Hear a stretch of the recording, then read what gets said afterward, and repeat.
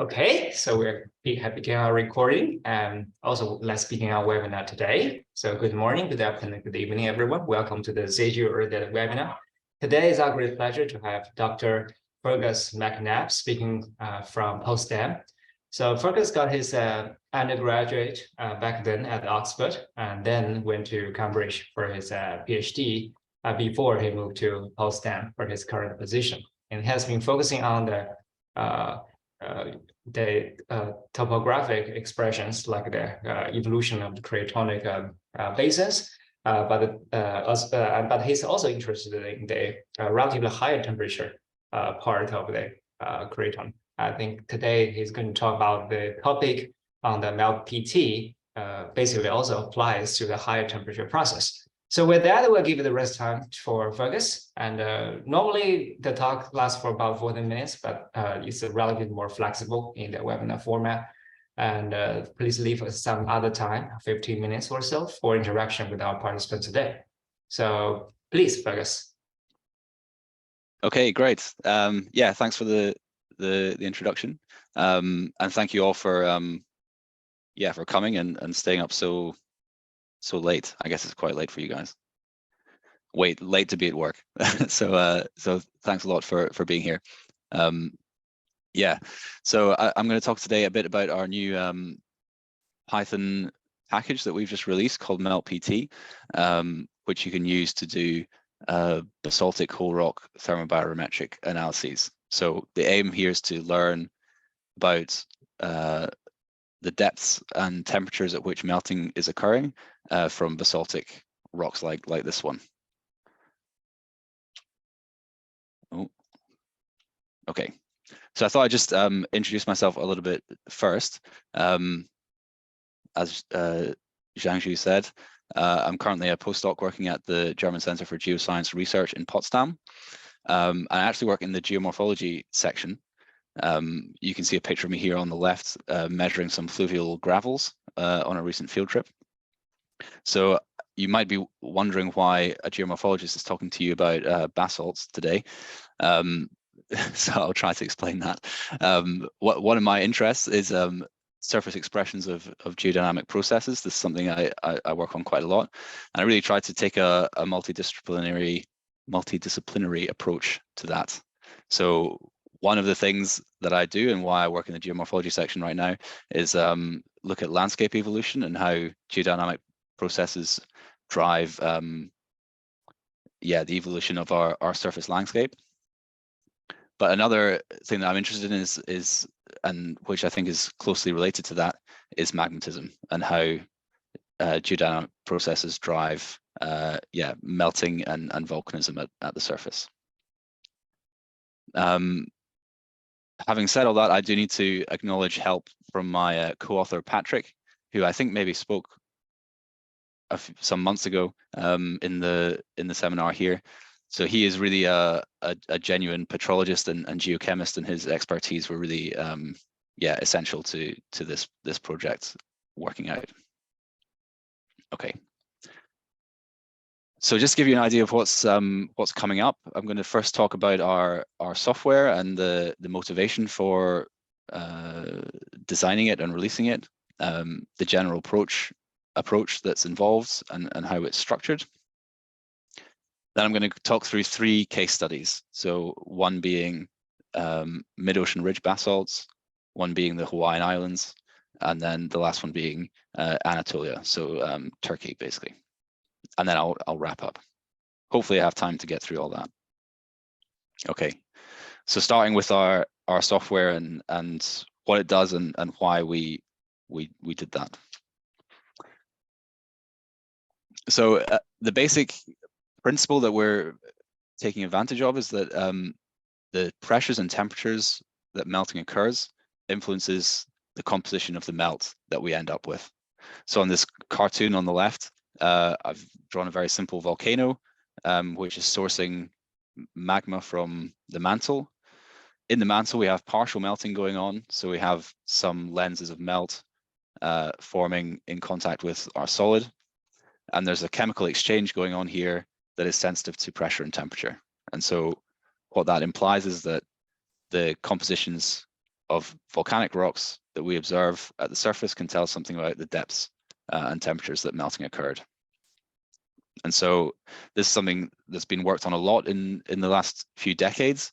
And one approach that is used is to take experimental observations of melts formed at different pressures, measure their compositions, and use that to design a thermobarometer. So this is just an example where you're seeing the silica content varying as a function of pressure for some experimental melts. And by doing lots of these experiments, taking lots of data, we can come up with expressions for pressure and temperature as a function of different compositional components of our melts. So for example, you see here again, the dependence of pressure, the dependence of the silica content on the pressure. For example, magnesium content affecting the temperature here. So why is that useful? Well, it's potentially a really powerful way to test different geodynamic models. So I've got a cartoon here on the bottom just showing some different settings where we get melting occurring. We have subduction zones in an oceanic setting. We have mid-ocean ridge spreading. We have kind of hotspots, volcanism, subduction, and rifting also in a continental setting. And we have lots of different theories for why these different types of melting might be occurring, what differences in the processes might be driving them. But a really useful piece of information to test those models is the depths and temperatures that the melt is coming from. So potentially really useful information. Perhaps for that reason, because it's potentially so powerful, this has been the subject of a lot of work. So there's lots of schemes existing to do this, and they all vary in their predictions. They have different assumptions in going in to constructing them, and then you get different results depending on which one you use. But the frustration is that we found that there's no kind of self-consistent or reproducible way to apply these schemes. So generally speaking, someone will do some new experiments, come up with a new scheme, and then the standard thing to do is publish an Excel spreadsheet with the paper where you can do these calculations. But if you want to do lots of different schemes, or you want to do lots of calculations, this is quite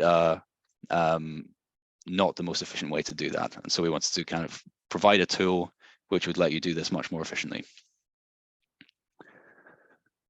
So that's what we hope we've done with MeltPT. It's an open source cross-platform Python package. So you can use it on hopefully most systems, and you can hopefully access it quite easily. I'll say a bit more about that later. So far, we have 12 different thermobarometric schemes implemented there. But we've used, and I'll maybe stress this a few times through the talk, we've tried to make it as flexible as possible and done it in a modular way. So hopefully it'll be easy for in the future to add new schemes, or for other people to write their own if they want to. And then finally, and I'll say again a bit more about this later, we include some functionality to compare the predictions that you get of pressure and temperature to the predictions of some geothermal models. But I'll explain all that a bit later on. So I thought now, just before I go into more detail about specifically what the tool can do, I would say something about our conceptual model for these melts and the different stages we think go into their evolution. And hopefully that will make it clear why we do the various steps of analysis that we do. So the first thing that we assume is that we have batch melting occurring in the mantle. What that means is that there's an equilibrium maintained, chemical equilibrium maintained between our melt and our solid while melting is going on. So there's an exchange of, there's a chemical exchange going on all the time between melt and solid. And we assume that equilibrium is maintained and that it's pressure and temperature dependent. However, there's some complications come after that. As our melts move towards the surface and are eventually erupted, they will start crystallizing. And if we have different phases crystallizing out, they will preferentially remove certain elements, and the composition of our melt will evolve. And then finally, as we get very close to the surface, volatile phases will degas and be lost. And so when we measure the composition of our final rock, we might be missing volatile phases that were there before. So analyses involve 4 kind of main steps, which reflect those steps of evolution. Our first step is to try and estimate what the melt volatile contents were before degassing. Our second step is to try to account for fractional crystallization, so try to account for this loss of this change in composition due to crystallization. The third step is then to apply our thermobarometric scheme and calculate pressures and temperatures. And then finally, we compare those results to some geothermal models. So I'm going to now go through each of these steps in a bit more detail and show you exactly what they involve. And to do that, I'm going to use a worked example from the Basin and Range province, from a paper by Terry Plank and Don Forsyth, which is a popular thermobarometric scheme. Okay, so starting with the melt volatile contents. The best case scenario is that you have some observations from melt inclusions. So melt inclusions are little pockets of melt trapped in crystals that were trapped there as the crystals grew. And so those are trapped, they don't degas. And so we can measure the volatile concentration in there, and that will tell us something about the volatile concentrations in our original melt. So in the best case scenario, you have this information. Unfortunately, these analyses are quite intensive and difficult. And so often it's not the case that you have those observations, but there is another option, which is to use a proxy. So an example here is the ratio of water to cerium. So this is a data set of mid-ocean ridge basalts, where you see water concentration on the y-axis and cerium concentration on the x-axis, and you see a nice correlation here. So water and cerium have similar partition coefficients, and so they behave in a similar way during melting. But of course, cerium is not lost during degassing. So if we can measure the cerium content and we know something about the ratio of water to cerium in the mantle, we can reconstruct the water content of our melt. For some of the schemes, you also need to know carbon dioxide contents, and there is also a way to determine that from the silica content.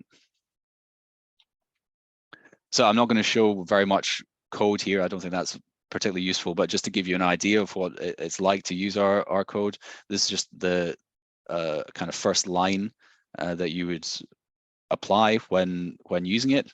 It involves reading in a CSV with your concentrations, your sample concentrations, and you have the option here to set this cerium to H2O ratio. And then if you don't have water concentrations for your sample, it will look for cerium concentrations and use them to compute your water concentrations, just as an example. Okay, so the next step is accounting for fractional crystallization. And as I already said, the big issue here is that fractional crystallization will cause our melt composition to evolve away from what it was when it equilibrated in the mantle. And I've got a kind of slightly complicated example here on the left. This is from a paper about Arabia by my colleague Patrick. What you see is magnesium content against silica content and against aluminium content for a big set of basaltic rocks from Arabia. And so those are all the circles, but in black here is a crystallization model from Petrolog 3. So this is kind of an example of what we expect to happen to compositions as crystallization occurs. So in general, crystallization is going to send us from right to left. It's going to decrease the magnesium content. What you see first is that olivine begins to crystallize. And then as you go down and down to lower magnesium contents, a bunch of other things start to crystallize. So we have plagioclase, clinoproxene here, and spinel. So it all starts to get more complicated. And so the simplest thing to do, and what we do at the moment in our software, is to apply a cutoff to the magnesium content with the aim of avoiding all these complicated multi-phase crystallization processes. So we just take all the samples with the magnesium content above a certain threshold, in this case about 8.5 weight%, and then we just correct for olivine, which is relatively simple to do. But I will stress that there are more complicated schemes out there. Right now, we haven't included those in our software, but in the future we might try to do that, where they try to correct for the crystallization of all these different phases. But for now, we're just going to correct for olivine. How do we actually do that? Well, here you can see a kind of standard formula for the composition of olivine. It includes some amount of magnesium, some amount of iron, and some amount of silica. And we normally define the relative proportions of magnesium and iron using something called the Forstreit number. So it's defined like this. The Forstreit number is the ratio of magnesium in olivine over the total amount of magnesium and iron in olivine. And it's related to the ratio of iron to magnesium in the bulk melt by this formula here. So it's relatively simple. The only real parameter of note is this partition coefficient, KD. So using this formula, where we observe, we know the iron and magnesium content of our bulk melt that was erupted at the surface, and we measured. Using this formula, we can predict the composition for olivine that would be in equilibrium with it, and we can add it back in. And we do that basically iteratively until we get back to a Forstreit number that we think represents the mantle source. This is a method that came originally from this paper by Cinti Lee. So what does that actually look like? I can show you some pictures now to hopefully make it a bit clearer. So in our example here, we start with no olivine added and a Forstreit number of around 85. And we're going to add olivine until we get to a Forstreit content of 90. And that's constrained by xenocrysts and xenoliths from the study area, in this case, from the basin and range. So this is what it looks like here, just using a constant value for the partition coefficient. We add olivine, the Forstreit number increases, and we do that until we get to our target number, which requires about 12%, 13% addition of olivine. We can also look at what the concentrations of our, how the concentration of the melt evolves during that time. So here you're looking at, again, olivine added along the x-axis, and along the y-axis, the normalized concentration of the different phases. So they all start at 1. This is concentration over original concentration, and they're going to evolve. So this is what it looks like. The main change that occurs is that the magnesium content increases a lot. So this is the opposite of what we saw before. Crystallization reduces the magnesium content, and here we're adding olivine back in and increasing the magnesium content. In the end, in this case, iron and silica kind of stay the same, and all the other phases that aren't present in olivine just get diluted by that olivine addition.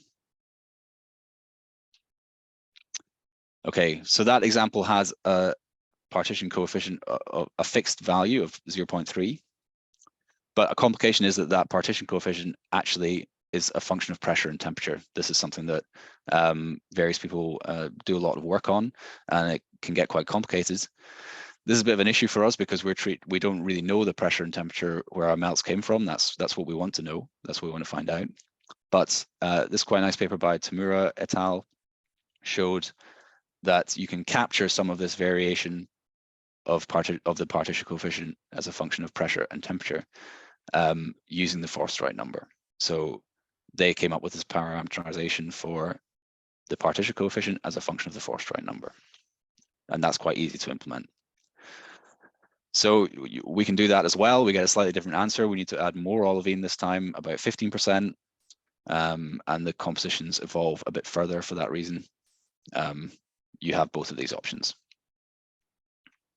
So again, just to give you an idea of what you have to do to actually implement this in our software, in this line where we read in data, you can specify a source for strike content. You can also specify a cutoff for magnesium. So we're using here 8.5.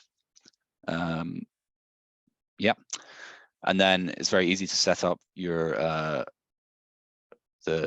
backtracking function with some partition coefficient and apply that to your samples.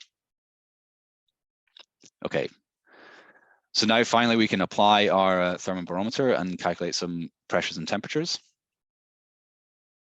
Again, there's a line of code here. It's very simple to do. We hope that should say 2016. So again, we have some empirical formula. This one comes from the Planck and Forsyth paper. We now have our primary compositions and we can calculate temperature and pressure. So on the left here is a graph, which we're going to look at a lot of. This kind of graph. We have pressure along the y-axis going down as we go deeper into the earth, and temperature along the x-axis. And this gray line here is the solidus. So these are the results for our two examples using the constant partition coefficient and the variable one. We get slightly different answers for those, but they both sit above the solidus, which is good, as we expect. That's the example from Planck and Forsyth. Again, it should say 2016, sorry about that. But we have implemented various ones. There's a list here. These are some examples. They all give you different answers. They all involve different assumptions. That's something you can explore. I'll also stress these are all benchmarked. So we've tested them all against either worked examples published in the papers or in the spreadsheets distributed with the papers. And we'd like to think that it's easy for you to implement your own. If your favorite thermobarometer is not on this list, it's easy to add. Okay. So the final step then is estimating melt fractions and potential temperatures. So this is where we compare the results to geothermal models. So we're looking at the same graph again, pressure against temperature. And a feature of looking at temperature and pressure in the mantle is that when we move to different pressures, the temperature changes just as a function of, just because you've changed pressure. So this is an example curve here of an adiabatic gradient. And if you say you have some material starting at 4 GPa with some temperature, if all you do is move it closer to the surface, the temperature will decrease just because the pressure is decreased. And this makes it a little bit difficult to compare temperatures of different places and different depths. So what we normally do is project our temperatures up along this line to the surface, and where we hit up there, we define as the potential temperature. So I'm going to use the word potential temperature a lot for the rest of the talk. That's what it is. It's just projecting along an adiabatic gradient to the surface. But another complication we have when we're dealing with melting is that melting consumes energy. So there's a latent heat involved. And so if we cross the solidus and start melting, we deviate from this standard adiabatic curve. And so when we have our observations of pressure and temperature from our thermobarometer, this is an effect that we want to be able to correct for and get back to our potential temperature. So a classic model is from Katz et al. That we're going to use for the rest of today. These are some curves just exactly like the one I showed you, but just for different pressures and temperatures. You can also do different water contents. So here the different red curves all have different water contents. And something that goes with that is melt fraction. So as we go further and further from the solidus and further from the original adiabat, our melt fraction is increasing. And these models also predict that. So for our example that I showed you already, we can fit a melting path to these points. We get an estimate of potential temperature and an estimate of the melt fraction. And to do that, we're using a different Python package called PyMelt, which was developed by some colleagues of ours, including Simon Matthews. And that's another really nice tool for doing this kind of calculation. You can include hydrous melting, and you can also include multi-lithology melting. So in terms of what you have to do as a user, it's again pretty simple. You just have to set up this little bit of PyMelt code, a mantle object. In this case, we're using alert light lithology, but you can use different lithologies. And then that's simple to feed in and calculate potential temperatures. Okay. So just to summarize, the kind of steps involved and what you can do in our software. The first step is to estimate volatile contents. Either you can supply that independently or you can apply a proxy. The next step is to account for fractional crystallization. Again, if you want, you can do that independently. You don't have to use our backtracking scheme, but you can also use our backtracking scheme or implement your own one. Then you can apply your thermobarometer, choosing from the 12 benchmarked options that we have already done, or you can implement your own. And finally, we can fit these geothermal models and estimate potential temperature. And how do you actually access it? We hope it's easy to access, relatively speaking. You can install it simply via pip. You can get all the source code and see the most recent developments on GitHub. There's an archive of all the previous versions on Zenodo. There's a full documentation, including tutorials and more detailed help for installing the software on Read the Docs. And finally, if you just want to try it out quickly, you can look on Binder and run the notebooks in your browser without having to install anything. So here's a little example on the right here. Okay, so I'm going a little bit slowly, but we'll see how far we get through these examples. So I'm going to start by showing you some results from mid-ocean ridges. Okay, so an issue that we often come across when we're applying different methods for estimating potential temperature in the mantle is that these methods involve different assumptions, and that could lead to systematic differences in the potential temperatures that we measure. So I'm thinking here, for example, if I apply my geochemical scheme here and I want to compare it to potential temperature estimates from seismology, those two different methods are completely different in their assumptions. We might have systematic differences there. And so it's useful to define a reference frame for each of the different methods that we use. So that's what I'm going to try and do here. The nice thing about the mid-ocean ridges is that they sample a big area around the Earth.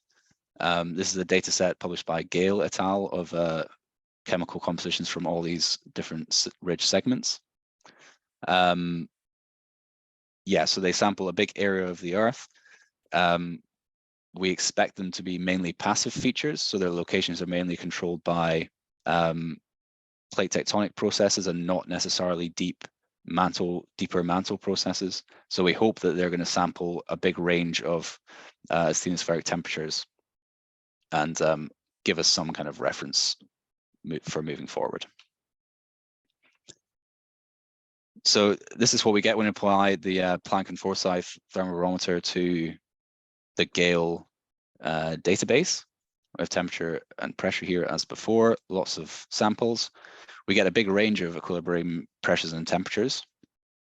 I'll just note that they're mostly well above the solidus, which implies a high melt fraction, which is what we expect for MORBs. So taking that those pressures and temperatures, we then estimated potential temperatures for segments where we had more than 5 samples. That actually left us with not very many samples. So this is not as good a reference as we hoped, but it gives us some idea. The distribution is here. So we have a big peak around 1400 degrees.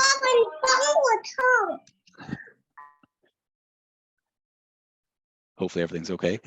Yeah, so we have a big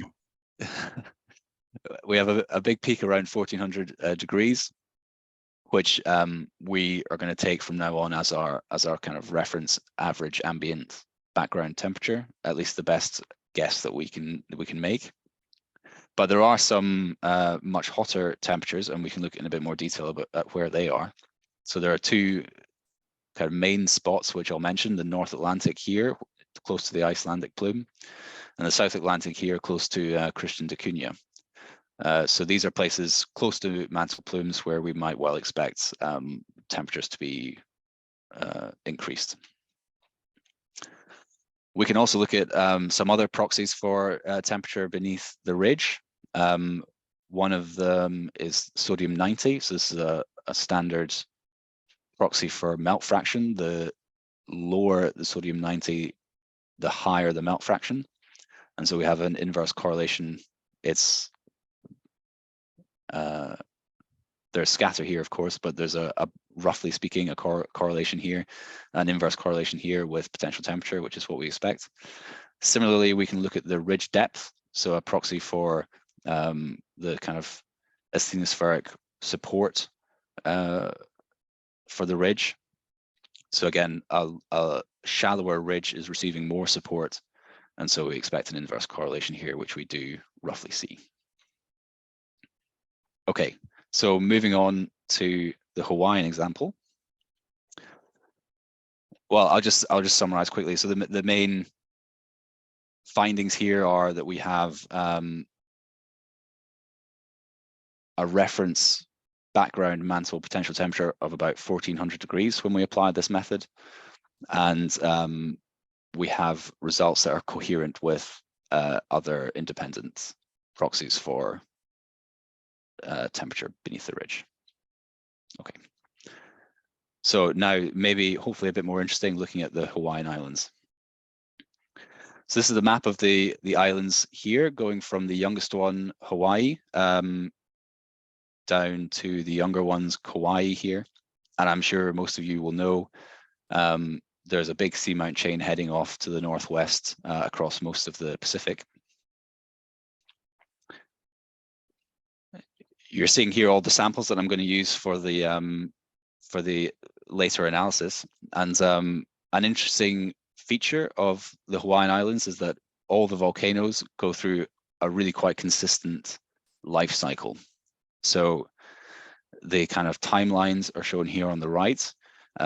We have in orange a shield phase, and that's really generating most of the volume of material, building a big shield volcano. We then have a post-shield phase in pink, which comes straight after the shield phase, but has a slightly different composition. Then there's always a gap. It varies in length, but there's always some kind of gap. And then we have this rejuvenated phase, which is very small volumes and comes much later. And again, it has a different composition. So we can look here at the neodymium isotope content against this trace element ratio, which tells you something about different mantle reservoirs, a bit like the isotope concentrations. And you can see they separate out quite nicely here. So the shield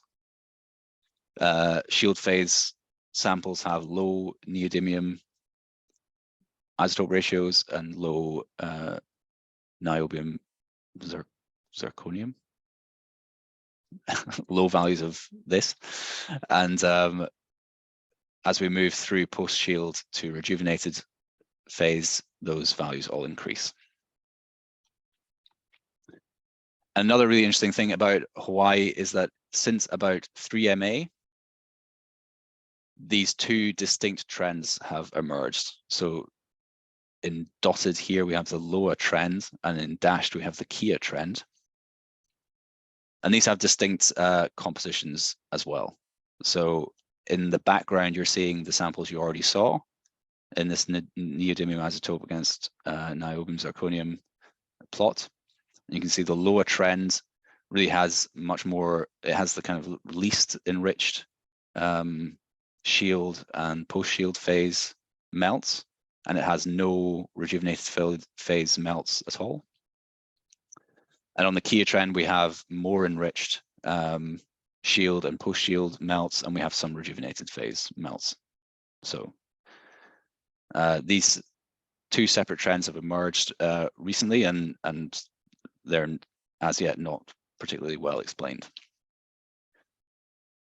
Okay, so some open questions that I'll try to address. First of all, it's always debated what the potential temperature of the plume is and how it compares to other plumes around the world.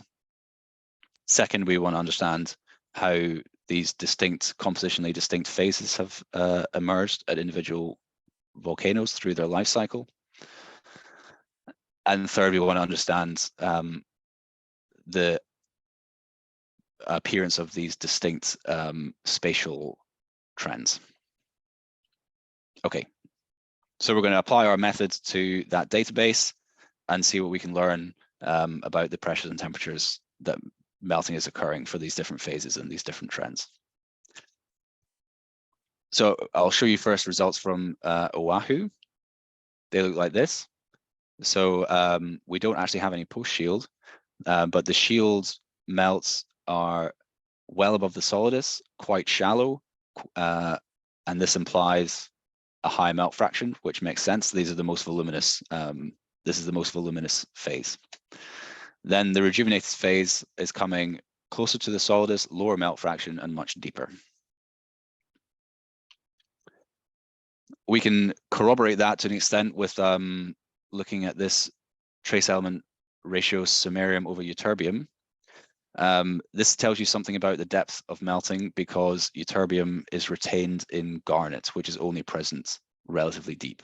So when we have a high ratio that, I've told you it the wrong way around. Samarium is, no, I told you the right way around. I told you, sorry for the confusion.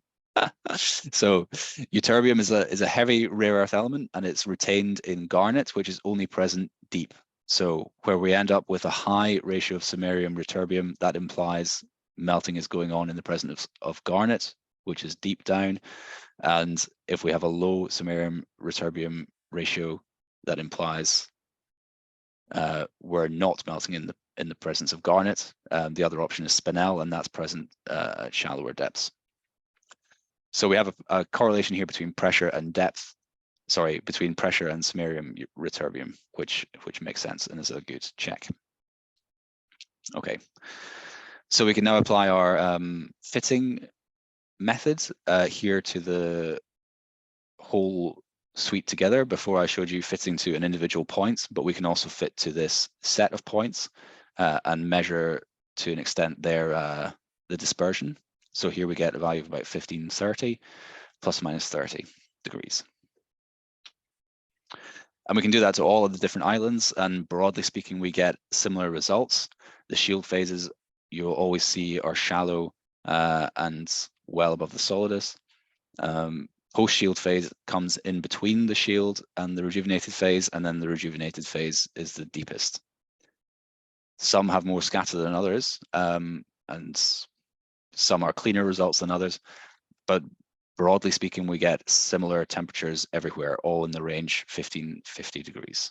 So about 150 degrees hotter than that reference mantle that we got from the mid-ocean ridge basalt. Okay, so I'll say a bit now about generating those different phases. We could find, there are many different theories, but we found kind of three prominent ones.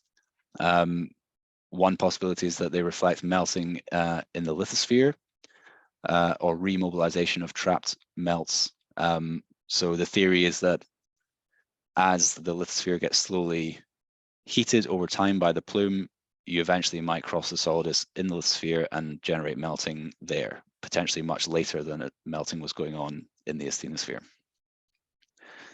Another option is that we're slowly entraining surrounding mantle, therefore changing the composition of the melt as we go. And then another option is that there's some kind of heterogeneous mantle source, which gives us our different composition. So what do our observations tell us about these three theories? Well, the first thing we can say is that the rejuvenated phase has a deep asthenospheric source, and so certainly not consistent with this first theory of it coming from the lithosphere. That seems not to be the case based on our results. We also have a broadly consistent potential temperature across the phases, and that's inconsistent with this idea of entraining surrounding mantle, where we would expect to see the temperature drop through time if that was an important process. But we do see a separation out of the different phases at different depths, and that might be consistent with a heterogeneous mantle source. Okay, so that's also relevant for these two trends that emerged. There are also various theories there. It's been proposed that there are two chemically distinct plumes. So beneath Hawaii, two plumes giving us these two trends. It's also been proposed that there's one chemically zoned plume. So one plume, but with a different composition, say in the center compared to the outside. It's been proposed that there's some kind of variation in the temperature of the plume or the lithospheric thickness spatially, and that's giving rise to these two different trends. And finally, perhaps most interestingly, I think at least, recently it was proposed that there's an effect of plume head tilting in combination with a heterogeneous source. So don't worry, I'm going to say a bit more about that and try to explain it. So this is from, I hope you can see this reference up here, is Jones et al. 2017. This is a really nice paper in Nature, where they propose that an important feature might be tilting of the plume head. So this is something that you do see in tomographic images. The plume coming up beneath Hawaii seems to be tilted in the direction of plate motion. So the plate is moving over the plume and dragging it in the direction that the plate is moving. And so if you have a heterogeneous mantle source and you have different lithologies melting at different depths, at least in this case, that doesn't make too much difference. You'll see both types at every volcano. And they're proposing this for the kind of pre-3MA period where we saw no difference, no distinct trends. However, if you then change the direction of plate motion quite quickly, there will be some time over which this deflected plume head needs to adjust. And so to begin with, it will not be orientated in the direction of plate motion. It will be orientated still in the original direction. And then if your plate moves over these two different lithologies melting at different depths, they can separate out. So I don't know if I've explained that well, but hopefully, at least with the diagram, the idea is relatively clear. So they showed quite nicely that there is a change in plate motion around 3MA, and the kind of remaining thing that they need for this model to work is a heterogeneous source where different lithologies are melting at different depths. So what do we see? As I said already, on the lower trend, we only have the shield and the post-shield phase. We don't see the rejuvenated phase, and it also has a distinct isotope composition. The shield phase has a different isotopic composition from the shield phase on the Kia trend, I mean. On the Kia trend, we see also the rejuvenated phase. But for the two trends, we see a similar potential temperature. So returning now to our list of options and listing some observations that we can add. The first two observations are not to do with our results, but just an observation that tomographic images seem to suggest that there is a deep-seated plume underneath Hawaii, and these two trends appear quite recently and suddenly at 3MA. So to me, these two observations are not really consistent with the two chemically distinct plumes idea or the chemically zoned plume. Not sure how you could have such fine structure being maintained in a plume that runs the whole depth of the mantle, or how you could have it appear suddenly at 3 MA. So I don't think these are very plausible, personally. In terms of our data, what can we say?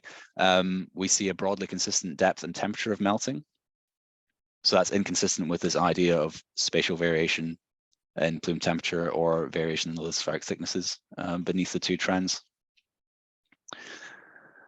But we do see clear differences in the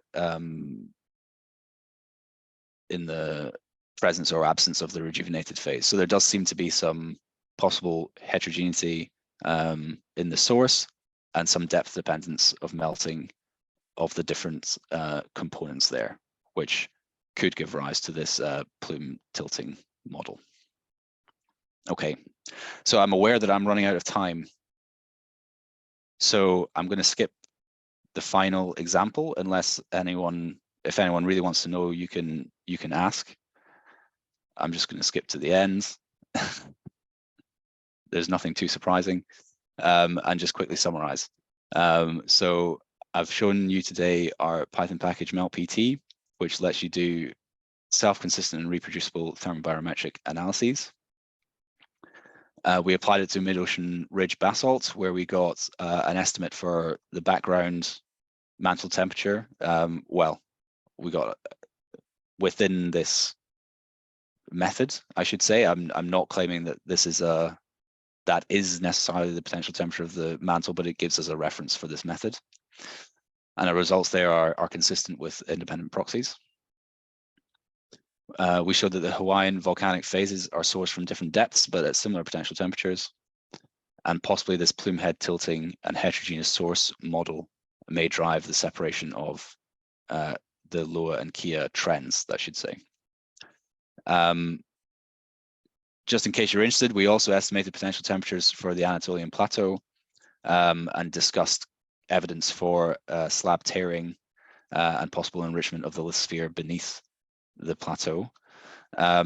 If you're interested in that, you're very welcome to ask about it, or you can see our original paper now several years ago in G cubed. Everything else that I spoke about today is in our recent paper in Volcanica. So I think I'll stop there, and thanks a lot for your attention.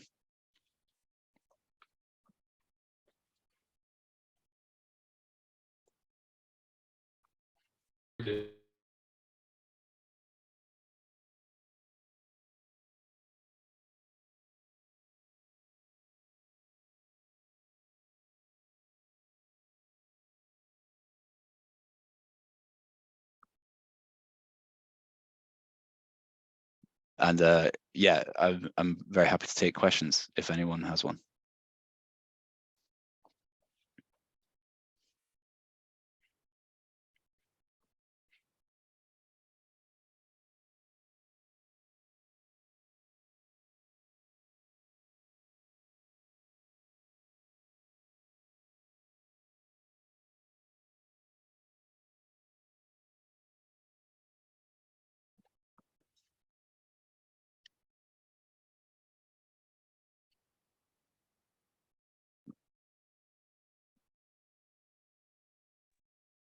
Hi, Fergus. Hi. Thank you for so nice talk. And I have a question. It's about the calculation of the temperature. How many models there are to calculate the temperature of basalt? Or the way explained is the most acceptable one or most popular one to calculate it?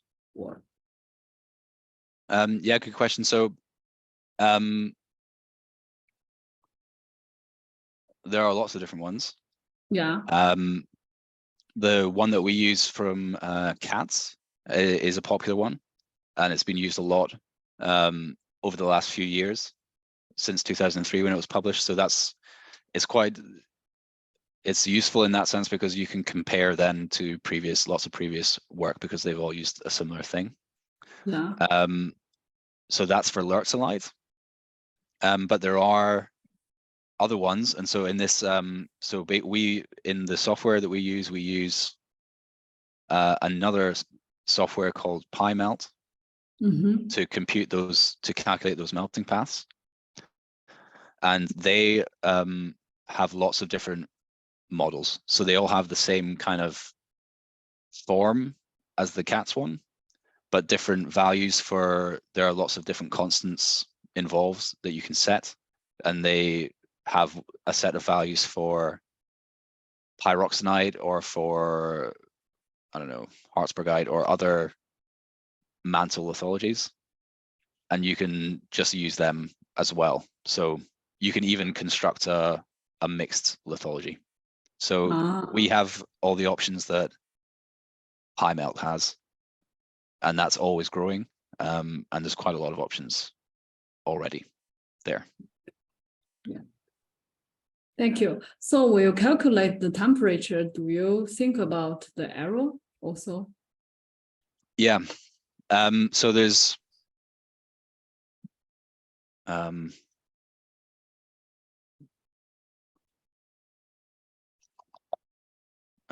this is going to be a bit slow.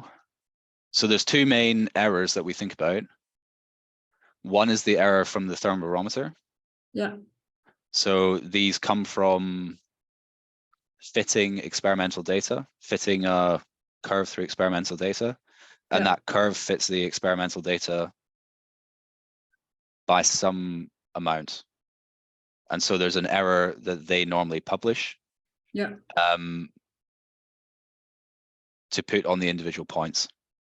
So that's one source of error. Yeah.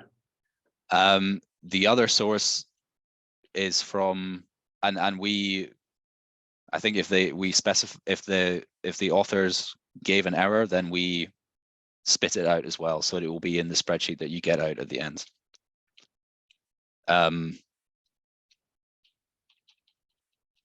The other source of error is if you're going to somewhere like Oahu and you have many points, they'll have some spread. Yeah. So here, because they all have the same scatter, the same kind of each of the individual points has the same thermobarometer error, we don't bother showing it because it's just all the same. But there is an error there to be aware of. Yeah. But there's also some spread, and so we try to capture the spreads here. So what we do is move away from the best fitting one until 2/3 of the samples are in this band. I don't know if that makes sense. So 2/3 of the samples are between the two dashed lines. Yeah. That's how we define the error. So it's kind of like a standard deviation, close to a standard deviation of the spread here. The other thing that you can do to try and say something about, so the other thing that you can do, and we haven't done much of this yet, is take a kind of Monte Carlo approach and start propagating all the different errors through. So for example, here, I could say, well, each of these points has its own error. And so what if it was, so I can perturb all the points by some amount and redo the calculation. We did that a bit in the supplementary of our paper, but we didn't want to, really our aim is to provide a framework for people to do this kind of thing. So I think with our code is now much easier to do that kind of analysis than before. And it'll be interesting to see what we can say. Hopefully in the future, we can say something more precise about the uncertainties. Thanks a lot. This Python package really can make the word calculation much quicker and helpful. We hope so. You. Yeah.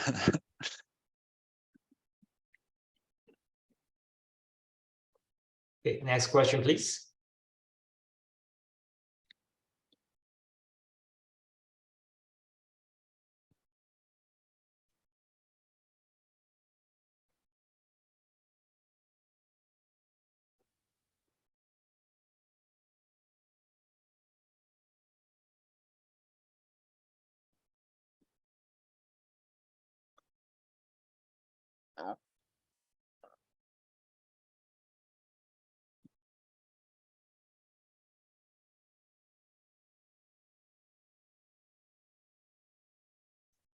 Okay, I have a quick question that it's not directly related to the content.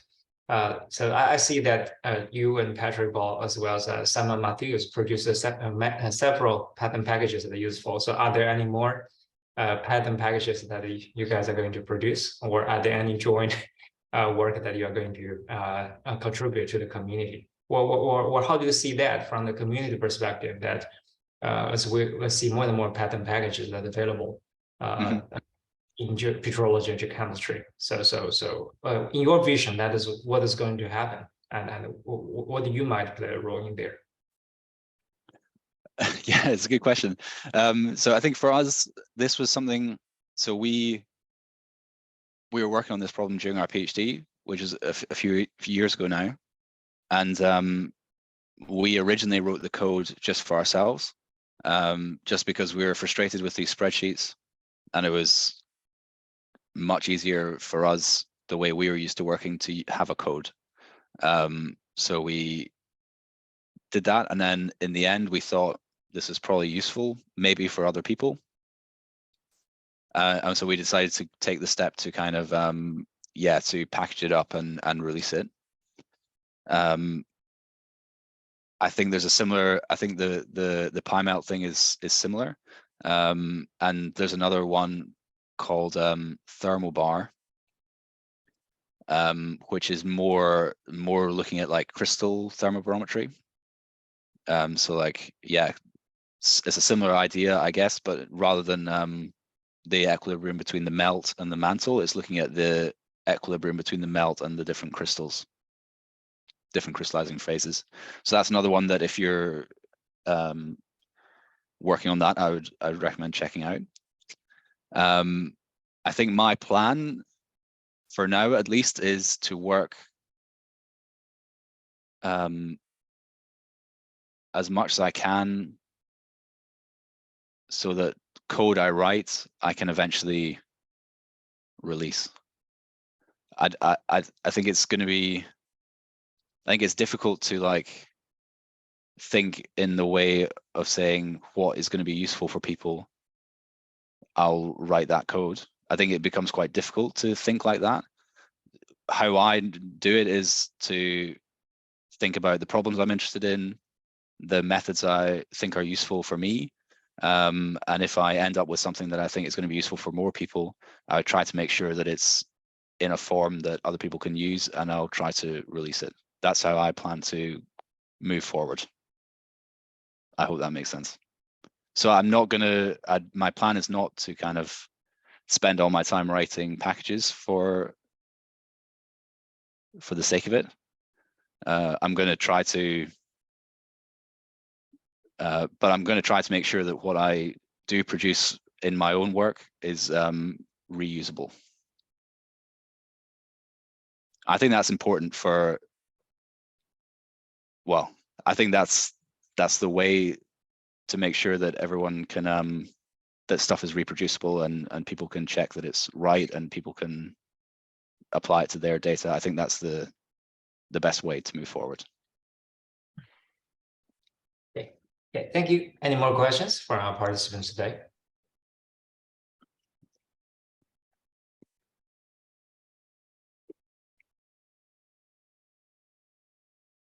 Okay.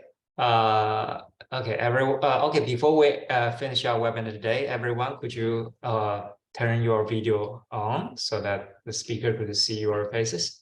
Fergus, could you stop sharing your screen so that you could see more faces? Yeah, good idea. Audience today.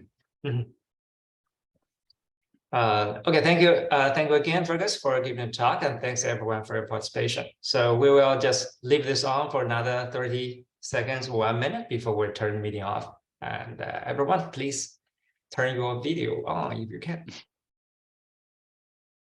Yeah, I'll just say thanks again for having me, and thank you all for listening. And yeah, if you have any other questions, just let me know. Hopefully everything is easy to find. And yeah, we're happy to help. There's probably going to be mistakes or bugs. There's always bugs. So if you're using the code, we're really grateful to hear from you.